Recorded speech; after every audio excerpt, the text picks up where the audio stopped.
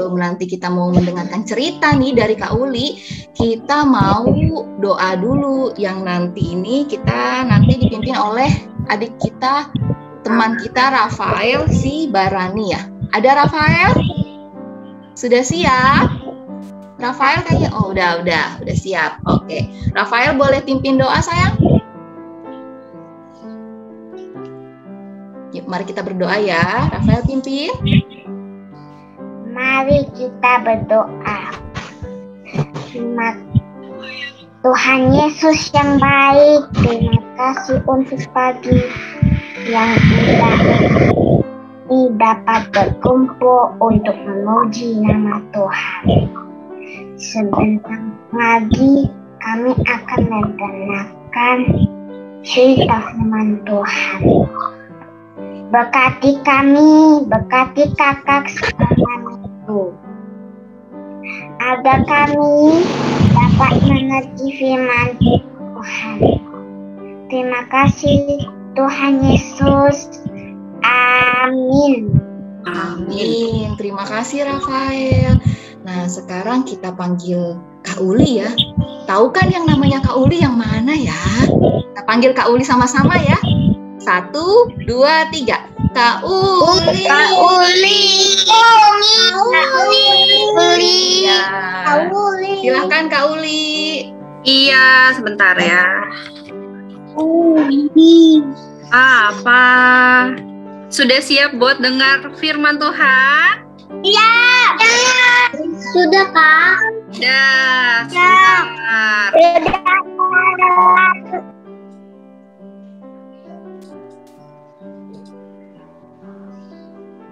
Ya.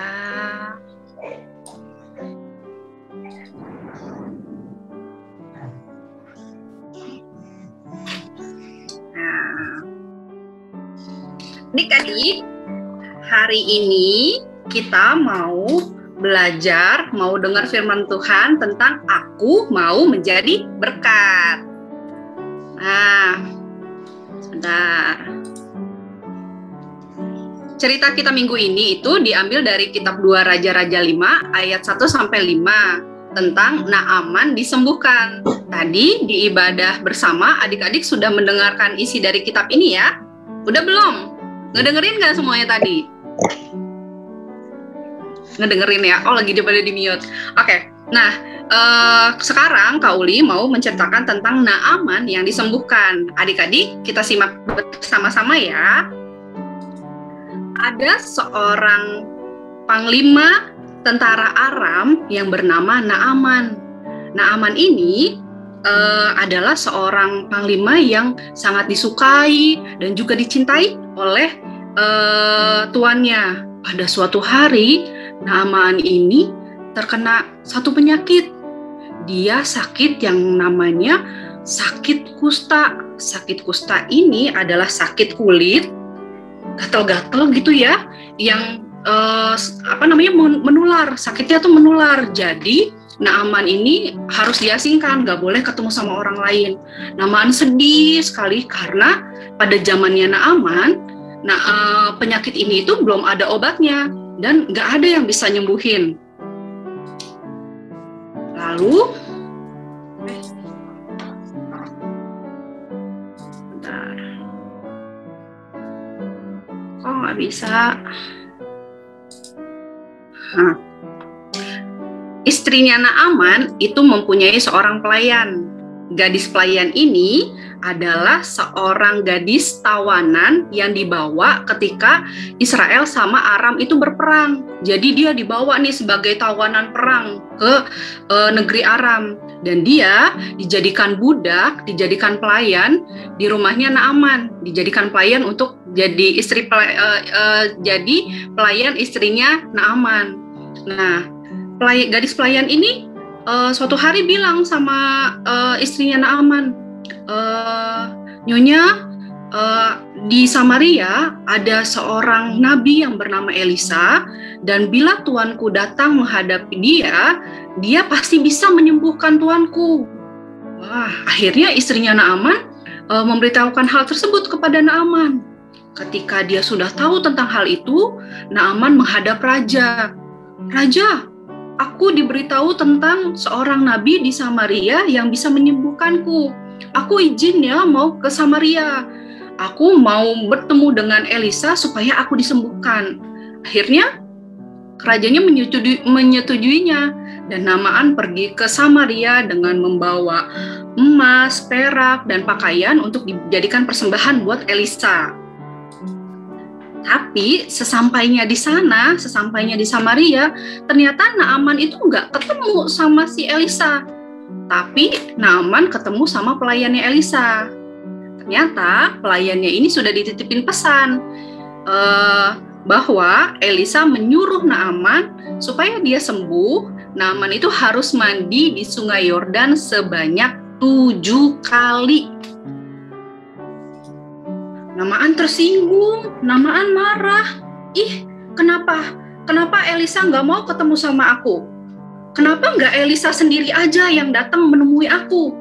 Dia kan bisa langsung menyembuhkan aku dengan hikmat yang dari Tuhan ya. Kenapa aku harus mandi di Sungai Yordan 7 kali lagi? Kenapa nggak di sungai yang lebih bagus aja? Kenapa nggak di sungai-sungai? Dia menyebutkan nama-nama sungainya gitu. Dia cemberut, dia nggak mau mandi gitu. Tapi prajuritnya membujuk Naaman, Tuanku, udah nggak apa-apa, mandi aja. Kan cuma mandi doang.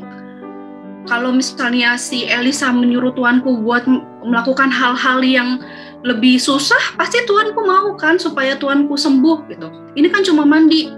Setelah dibujuk akhirnya Naaman mau mandi di Sungai Yordan tersebut.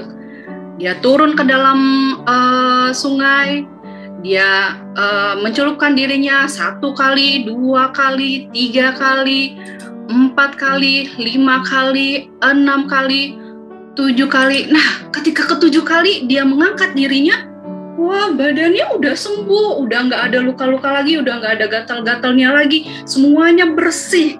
Naaman seneng, lihat mukanya berseri-seri ya, mukanya seneng banget. Nah, habis itu dia kembali lagi kepada Elisa bersama dengan prajuritnya. Dia datang menghadap Elisa untuk memberikan persembahan yang dia bawa sebelumnya, tapi tetap aja Elisa menolaknya. Nah, cerita tentang Naaman yang disembuhkan sampai di sini. Adik-adik, nah, mungkin boleh dibuka mute-nya ya, Kak ya. Adik-adik boleh jawab. Dibuka. Nah, apa yang adik-adik dapatin dari ceritanya Naaman? Ada yang bisa jawab? Apa Daniel? Dia dilihat kan apa? Raja Naaman yang sembuh. Apa Bang? Dengar cerita apa? Iya Christian? Harus dengar-dengaran. Harus dengar-dengaran. Iya, ada lagi? Raja apa? Raja Naaman. Raja Naaman. Raja Naaman, kenapa rajanya Naaman? Dan Bukan raja. gatal-gatal. Dia luka. Naaman gatel-gatel. Iya, Naaman itu panglima ya, Bang Daniel. Dia bukan raja. Pauli boleh rangkum yang bisa kita dapetin dari cerita Naaman ini. Yang pertama adalah Naaman sembuh karena dia taat. Tadi Bang Christian sudah bantu jawab, Naaman mau dengar-dengaran. Iya, Naaman sembuh karena dia bisa taat, karena dia mau dengar-dengaran. Kalau dia nggak taat, kalau dia maunya mandi di sungai yang lebih bagus, atau dia maunya tetap kekeh nungguin sampai Elisa datang gitu ya, dia nggak akan sembuh. Tapi dia mau taat, dia mau dengar Elisa supaya dia sembuh. Nah, yang kedua, gadis pelayan istrinya Naaman itu mempunyai kasih yang besar. Kenapa bisa dibilang punya kasih yang besar ya Kak? Karena gadis pelayan ini kan adalah gadis tawanan yang dibawa dari Israel ke rumahnya, ke daerah Aram kan, itu sangat jauh. Dia dibawa pergi jauh dari rumahnya sebagai tawanan, dijadiin budak, dijadiin pelayan di rumahnya Naaman. Kalau jadi gadis pelayan, mungkin dia bakalan dendam ya, mungkin bakalan marah kepada Naaman. Aku kenapa dibawa ke sini? Aku nggak suka dibawa ke sini.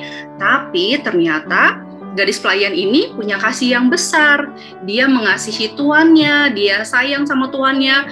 Jadi ketika tuannya pun sedih, ketika tuannya pun sakit, dia sedih gitu. Jadi dia memberitahukan apa yang dia tahu tentang Nabi Elisa kepada istrinya Naaman supaya Naaman bisa disembuhkan. Yang ketiga, gadis pelayan dan Elisa jadi berkat untuk Naaman. Jadi berkat tuh kayak gimana ya? Adik-adik ada yang tahu nggak sih berkat itu apa ya? Ada yang tahu? Ada yang tahu Bang Edwin? Rezeki dari Tuhan. Oh, Bang Alex, rezeki dari Tuhan. Iya, betul. Ada yang lain? Hadiah dari Tuhan. Hadiah dari Tuhan, pemberian Tuhan. Iya. Nah, di sini Kauli ada merangkum pengertian berkat. Berkat adalah pemberian dari Tuhan yang membawa kebaikan, membawa anugerah, membawa rezeki. Jadi gadis pelayan itu menjadi berkat buat Naaman, berarti gadis pelayan tersebut membawa kebaikan buat Naaman. Elisa menjadi berkat buat Naaman, dan berarti Elisa itu juga membawa kebaikan buat Naaman. Nah, adik-adik kira-kira kapan ya kita bisa jadi berkat? Siapa sih yang bisa jadi berkat? Siapa aja sih yang bisa jadi berkat? Ternyata, wah nih, yang Kak Uli dapetin, ternyata kita itu bisa jadi berkat loh dari kita lahir. Kenapa ya kok bisa? Kan dari kita lahir kita belum ngapa-ngapain. Ternyata dari kita lahir pun itu kita sudah jadi berkat karena kita itu jadi sukacita, jadi kebahagiaan buat orang tua kita, buat keluarga kita dari kita lahir. Jadi kita bisa jadi berkat kapan aja, nggak perlu tunggu kita jadi abang-abang dulu, nggak tunggu kita jadi mama papa dulu, yang sudah besar, yang sudah kerja dulu, nggak perlu seperti itu. Ternyata dari kecil kita bisa jadi berkat. Kita bisa jadi berkat kapan aja Tuhan mau kita jadi berkat. Dan siapa aja sih yang bisa jadi berkat? Ternyata semua orang bisa jadi berkat. Anak kecil seperti kita, adik-adik kelas 1, orang dewasa seperti kakak-kakak sekolah minggu atau mama papa, orang yang kaya, orang yang miskin, orang yang terkenal atau yang tidak terkenal, semua orang bisa Tuhan pakai buat jadi berkat. Wah, seru ya. Nih, apa aja sih yang bisa kita lakukan buat jadi berkat? Kak Uli punya contoh-contohnya nih. Kalau di rumah kita bisa jadi berkat kalau kita mau patuh, mau taat, mau denger-dengeran mama gitu. Patuh taatnya itu mau menghormati mama, itu mama papa, itu gimana caranya? Dengan ketika mama papa minta tolong, adik-adik mau melakukannya. Misalnya contoh yang pertama, ketika habis makan, siapa yang suka bantu mamanya untuk ngumpulin piring kotor untuk dibawa ke tempat cuci piring? Ada nggak? Saya. Oh, Samantha, pintar. Terima kasih kakak. Terus ketika mama papanya minta bantuan, tolong buat angkatin jemuran atau membantu adik atau ikut mama masak di dapur, itu juga jadi bentuk kita jadi berkat di keluarga kita. Nah, selain di keluarga, kita juga bisa jadi berkat di lingkungan di luar keluarga kita, di lingkungan sekitar kita. Contohnya, kita mau berdonasi, memberikan barang-barang yang mungkin sudah tidak terpakai lagi sama kita atau masih baru juga bisa. Bisa makanan, bisa buku, bisa mainan, bisa pakaian yang masih bisa dipakai, yang masih layak dipakai kepada teman-teman yang membutuhkan. Contohnya itu ke panti asuhan. Adik-adik ada yang sudah pernah memberikan bantuan kepada teman-teman kita yang ada di panti asuhan? Ngumpulin barang-barang? Sudah waktu kelas kecil. Oh, udah waktu kelas kecil. Terima kasih Bang Christian bantuannya. Nanti dilanjutkan bisa kita lakukan kalau kita bisa melakukannya ya. Dan yang kedua yang bisa kita lakukan buat jadi berkat di lingkungan kita adalah memakai masker. Sekarang itu kan lagi pandemi COVID ya. kita lagi harus berjaga-jaga. Jadi setiap kita keluar rumah atau ada orang lain di dalam rumah kita, selain dengan papa mama atau kakak abang, kita harus memakai masker. Kenapa Kak? Kok pakai masker itu bisa jadi berkat?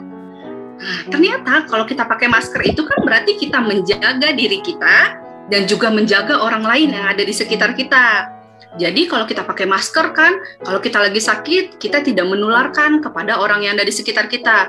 Atau kalau kita sehat, kita tidak tertular dari orang-orang yang sakit yang ada di sekitar kita. Jadi kita boleh menjaga diri itu adalah salah satu jadi berkat. Yang ketiga, nah, mendonorkan darah. Donor darah ini mungkin kalau adik-adik kelas 1 belum bisa ya. Mungkin ketika sudah umurnya 17 tahun ke atas bisa mendonorkan darah. Kenapa kita harus bisa kenapa kita mendonorkan darah? Karena orang-orang yang sakit di rumah sakit itu membutuhkan darah-darah kita gitu. Karena di rumah sakit itu kadang stok darahnya nggak banyak. Ya, banyak orang yang membutuhkan darah gitu. Nah, yang keempat ya. Papanya Samantha pernah mendonorkan darah. Wah, baik.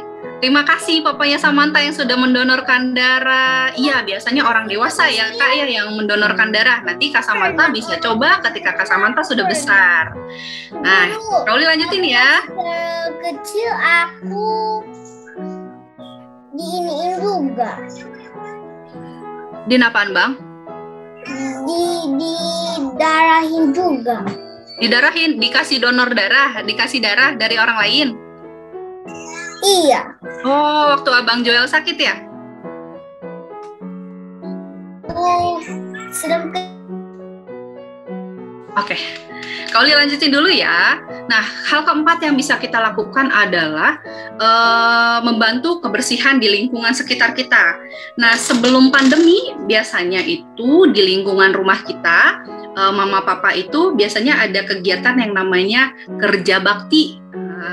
Kerja bakti untuk membersihkan daerah sekitar rumah, misalnya ngebersihin got, ngebersihin daun-daun, membakar sampah, segala macam yang kayak gitu. Nah, kalau sekarang yang bisa adik-adik lakukan adalah membersihkan daerah rumah ya, membantu membersihkan daerah rumah dan membuang sampah pada tempatnya.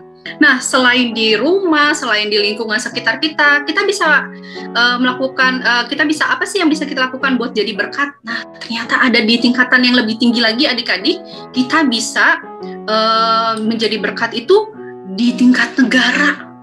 Gimana Kak? Negara kan banyak banget orangnya, luas banget. Indonesia apalagi luas banget dari Sabang sampai Merauke. Gimana caranya kita bisa jadi berkat buat orang-orang yang dari Sabang sampai Merauke itu? Ternyata ada satu hal yang bisa kita lakukan yang sangat-sangat besar kuasanya, yaitu berdoa. Kita mendoakan negara kita mendoakan pemimpin negara kita, presiden dan juga menteri-menterinya dan juga semua pejabat-pejabat pemerintahan supaya memberikan kebijakan, supaya memberikan peraturan-peraturan supaya COVID-nya bisa makin lama makin berkurang gitu. Orang-orang bisa mengikutinya dengan baik. Dan juga kita bisa mendoakan para petugas medis. Di sini siapa yang ada mama papanya seorang dokter atau perawat atau tantenya seorang perawat?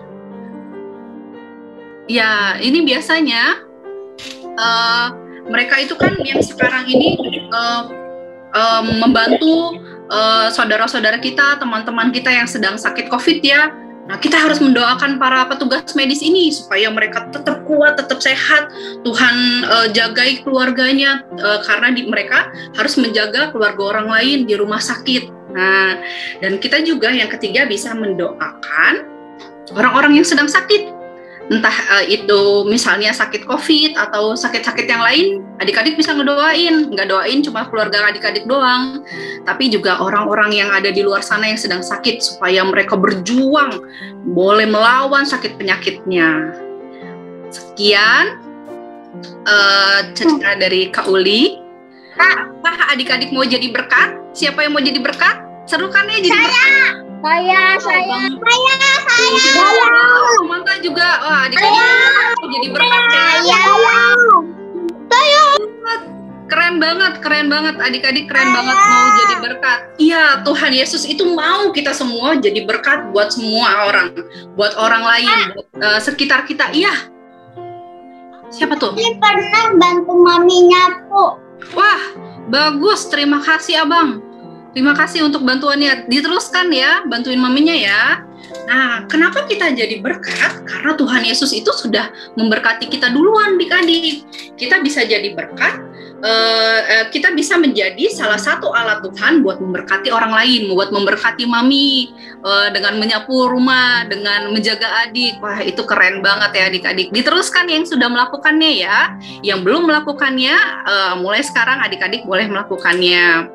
Nah, sekarang Kak Uli mau kasih gambar nih. Adik-adik kalau setuju itu menjadi berkat, adik-adik boleh angkat jempolnya dua-dua ke atas. Kak. Ya, kalau nggak setuju angkat jempolnya diturunin ke bawah ya. Apa tuh Bang? Udah siap? Saya pernah bantuin mama, tapi setiap saya bantuin mama saya nggak bolehin. Oh, nggak bolehin. Kenapa nggak bolehin? Mungkin Abang ini kali belum serius. Kalau serius bilang mami, mama aku serius kok mau bantuin, yang paling kecil aja izinin ya mama, misalnya bawa gelas kotor ke tempat cuci piring. Nanti sekali-sekali mami pasti izinin ya. Nah, Kak Uli mau kasih gambar. Nanti adik-adik kalau yang setuju itu jadi berkat, adik-adik angkat jempolnya ke atas ya. Kalau enggak setuju, jempolnya diturunin ke bawah. Udah siap?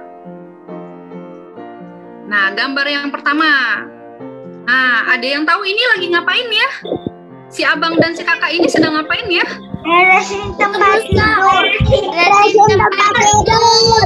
Iya. Tempat tidur. Baik atau tidak baik? Baik. Baik. Baik. Dan dia jadi berkat. Baik. Ada yang udah bisa beresin tempat tidur sendiri nggak? Bisa. Bisa. Aku bisa. Wah, Sherin jago, keren. Matthew juga. Adik-adik yang lain juga mulai. Saya bisa. Oh, bisa. Oh, udah ada beberapa adik-adik yang bisa. Hebat ya. Dibantuin sama mama. Oh, dibantuin sama mama, nggak apa-apa. Pertamanya dibantuin, lama-lama sendiri ya. Hebat. Keren-keren yang sudah bisa melakukannya. Kenapa? Bisa rapin sendiri. Keren. Nah, yang kedua, nih ada dua gambar nih. Yang pertama, gambar yang pertama dulu. Gambar yang pertama ini, ini ya, kalau lupa revisi. Yang gambar yang pertama ini membantu mencuci piring. Ada yang sudah pernah bantuin mamanya cuci piring? Saya. Sudah bisa, sharing juga. Wah, keren kakak-kakak. Wah, abang juga ada yang bantuin ya, Bang Daniel. Saya. Good or not? Good. Jadi dia bisa jadi berkat ya buat mamanya. Yeah, good. Yang kedua gambarnya, ini dia makan es krim. Nah, tapi kayaknya bungkus es krimnya nggak kelihatan, ada di bawah. Dia itu makan es krim tapi buang bungkus es krimnya itu di jalanan. Padahal di depannya itu ada tempat sampah. Itu bad or good? Bad. Jadi berkat atau nggak jadi berkat? Dia nggak jadi berkat ya. Dia nggak jadi berkat karena dia buang sampah sembarangan. Wah, itu tidak baik sekali ya. Adik-adik kalau ada sampah, adik-adik taruh di tempat sampah ya. Kak, aku buang sampahnya pada tempatnya. Iya, bagus. Buang sampah pada tempatnya. Keren. Terima kasih, Abang. Nah, ini gambar yang berikutnya. Biasanya buang sampah pada tempatnya dan saya injakin. Lalu pas saya buang itu sampahnya nggak bisa tutup sendiri. Biasanya nggak bisa tutup sendiri, pasti buka. Mungkin bisa dibantu ditutupin? Tutup sendiri, ditutupin, dibantu abang tutupin, plokin gitu. Kita lanjut ke gambar yang berikutnya ya. Ini ada gambar, ada seorang abang yang lagi batuk, terus ada opungnya sama dedeknya lagi di sampingnya. Dia batuk, tapi batuknya itu nggak ditutup mulutnya. Itu bagus atau enggak ya? Dia jadi berkat nggak buat? Jadi berkat nggak buat opung? dedenya? Tutupkan. Jadi kita punya aturan ya, kalau batuk sama bersin itu kita harus menutup. Habis itu kita cuci. Habis itu kita cuci di tangan. Jadi gambar yang pertama Bet ya, dia nggak jadi berkat, abangnya nggak jadi berkat buat opungnya sama dedenya karena dia mengeluarkan. Dua-duanya nggak benar. Iya, dua-duanya nggak benar. Yang kedua ini gambarnya apa nih? Siapa yang suka bertengkar sama abangnya atau sama kakaknya atau sama dedenya? Siapa yang suka bertengkar nih kayak gini nih sampai mamanya pusing? Aduh, kok bertengkar terus? Aku itu nggak kayak gitu dong. Oh, nggak kayak gitu ya, nggak boleh kayak gitu ya. Sama abang sama kakak harus akur ya, harus saling sayang ya. Jadi dia nggak jadi berkat. Aku berantem sama kakak sama adik. Iya, sama kakak sama adik harus saling sayang, harus akur ya. Jangan kayak gini. Nah, ceritanya Kak Uli sudah sampai sini. Adik-adik ada contoh yang lain nggak selain dari gambar-gambar ini yang pernah adik-adik lakukan di rumah? Tidak ada. Tidak ada. Yakin sekali? Merapikan meja belajar. Rapikan meja belajar. Merapikan meja belajar. Mainan. Tapi mainan. Aku merapikan sendal. Kalau papa capek bersihin mobil, aku tolongin bersihin mobilnya. Oh, Bang Joel ikut bantuin bersihin mobil kalau lagi cuci mobil ya? Ya.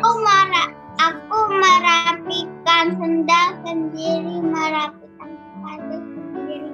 Oh, bagus. Kalau dari luar merapikan sendal sama sepatunya sendiri ya, nggak berserakan di luar ya. Ih, pinter banget Bang Daniel.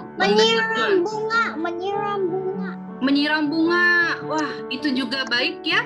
Merawat tanaman, menanam tanaman itu juga jadi berkat loh buat sekitar kita. Good. Supaya nggak banjir nantinya, supaya daerahnya juga teduh, nggak kepanasan gitu ya. Ih, keren-keren ya adik-adik kelas 1 ya. Ada lagi yang adik-adik pernah lakukan di rumah atau di sekolah dulu waktu masih sekolahnya tatap muka di sekolah? Ada yang adik-adik pernah lakukan? Rafael itu kayaknya mau ngomong, Rafael. Merapikan tempat pensil. Iya, di meja belajar ya, dirapihin semua ya. Bukunya sebelah sini, pensilnya sebelah sini gitu. Jadi kalau misalnya dibutuhkan, nggak bingung carinya, nggak diubek-ubek semuanya, bingung carinya ada di mana gitu ya. Biar nggak hilang, dipiringin. Good, sip. Keren-keren nih adik-adik kelas 1 nih. Yeay. Adik-adik kelas 1 semuanya bisa jadi berkat di rumahnya, bisa jadi berkat di lingkungannya. Keren-keren. Yang belum melakukannya bisa mulai melakukannya hari ini ya. Adik-adik ya. Sip. Nah, cerita Kak Uli sampai di sini. Kak Happy, Kak Novi, Kak Putri, ada yang mau ditambahkan? Ada. Nah, adik-adik, tadi kita udah dengar cerita dari Kak Uli ya. Tadi berarti adik-adik sudah menjadi berkat selama ini ya. Di rumah, di sekolah, dimanapun adik-adik berada udah mulai berarti jadi berkat selama ini. Nah, tetap dilanjutkan ya adik-adik ya, jadi berkat itu. Nah, tapi kakak mau pesan juga nih satu hal nih. Jadi berkat itu harus yang baik-baik ya adik-adik ya. Jadi bukan yang kerjasama misalnya nih sama adiknya berbuat salah, memecahkan sesuatu gitu kan, diberesin, terus kerjasama sama adiknya, jangan bilang-bilang ya sama mama. Nah, itu juga nggak baik ya, itu bukan jadi berkat ya. Jadi jadi berkat itu kita tuh harus jujur ya. Bekerja samanya itu harus jujur, berbuat baiknya itu harus tulus ya, tanpa ada hal buruk di belakangnya. Nah, adik-adik, ceritanya sudah selesai. Nah, kita hari ini kita akan tutup dengan doa ya, Kak. Ya, Kak. Kita Doanya doa dipimpin Kak Uli atau siapa? boleh. Kak Uli ya, dipimpin oleh Kak Uli ya. Oh ya, adik-adik jangan lupa minggu depan kita akan ketemu lagi ya di ibadah dan Zoom cerita seperti biasa.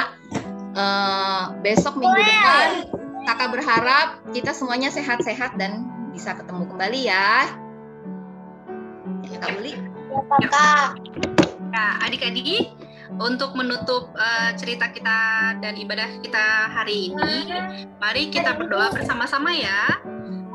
Adik-adik boleh ikuti doanya Kak Uli. Tutup matanya, lipat tangannya. Mari kita berdoa. Tuhan Yesus, Allah Bapa kami yang baik, terima kasih Tuhan untuk kasih Tuhan yang boleh mengizinkan kami mengikuti ibadah sekolah minggu dan boleh mengikuti cerita sekolah minggu pada hari ini. Tuhan Yesus, terima kasih Tuhan untuk firman yang Tuhan boleh berikan kepada kami. Tuhan, ajarkanlah kami untuk boleh menjadi berkat, untuk melakukan kehendak Tuhan, boleh menjadi alat Tuhan, menjadi berkat buat orang-orang yang ada di sekitar kami ya Bapa. Terima kasih Tuhan kalau selama ini kami sudah mengetahui apa yang baik yang bisa kami lakukan kepada orang lain. Biarlah hal itu bisa kami teruskan. Bila kami belum melakukan hal yang baik buat orang lain, biarlah mulai saat ini Tuhan boleh mengizinkan kami untuk melakukan hal yang baik buat orang lain, supaya orang lain boleh menerima berkat Tuhan dan juga boleh merasakan kasih Tuhan dalam hidupnya mereka. Terima kasih Tuhan Yesus, tolong jaga kami dari sakit penyakit, dari orang-orang jahat yang ada, dan biarlah Tuhan yang boleh selalu melindungi kami ya Bapa. Biarlah Tuhan Yesus yang tetap boleh kumpulkan kami minggu depan dalam ibadah sekolah minggu kembali. Terima kasih ya Tuhan Yesus, dalam nama anak-Mu Tuhan Yesus Kristus, Tuhan dan Juru Selamat kami yang hidup, kami berdoa dan mengucap syukur. Amin. Bye-bye. Nah, sampai jumpa minggu depan ya adik-adik ya. Ya, kita foto dulu ya. Bye-bye. Kita foto dulu ya. Bentar ya. Bye.